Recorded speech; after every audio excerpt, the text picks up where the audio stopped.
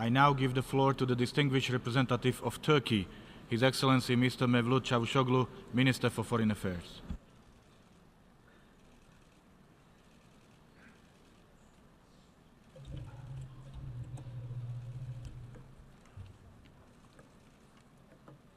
Bismillahirrahmanirrahim. Mr. President, thank you for convening this historic UN General Assembly meeting. I would also like to welcome His Excellency Mr. Riyad Malki, the Minister of Foreign Affairs of Palestine. Dear friends, for so many times we came here and said that the Palestinians have the right to live like the rest of us. They have the right to be free and secure. They have the right to be prosperous. And they have the right to enjoy what is their own. Yet, our wars couldn't make a change. The illegal occupation continues, and Palestinians cannot enjoy their basic rights. Generations of Palestinians are subject to systematic violence and discrimination. Today's vote is important to remind that the Palestinians are not alone. This vote is important to show that Palestinian cause is still our cause.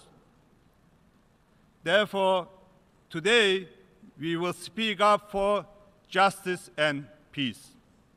Today we will speak up for Al-Quds, Jerusalem, the city of three divine faiths. We will show that different ethnicities and religions can coexist in peace in Palestine.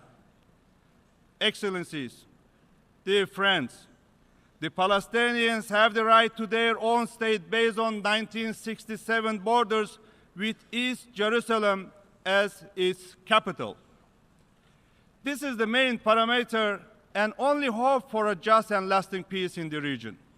However, the recent decision of a UN member state to recognize Jerusalem or Al-Quds as the capital of Israel violates the international law, including all relevant UN resolutions. This decision is an outrageous assault to all universal values. As the Summit Chair of the Organization of Islamic Cooperation, OIC, we convened an extraordinary summit in Istanbul on December 13. The OIC, as the world's second largest intergovernmental body, unanimously rejected the decision as null and void, consistent with the UN Security Resolution 476, which censored in the strongest terms a similar decision taken by the Israeli parliament in 1980. The OIC also declared East Jerusalem as the capital of the state of Palestine. Mr. President, Excellencies, friends, Al-Quds, Jerusalem is a holy city for all three monotheistic religions. It is the responsibility of entire humanity to preserve its historic status.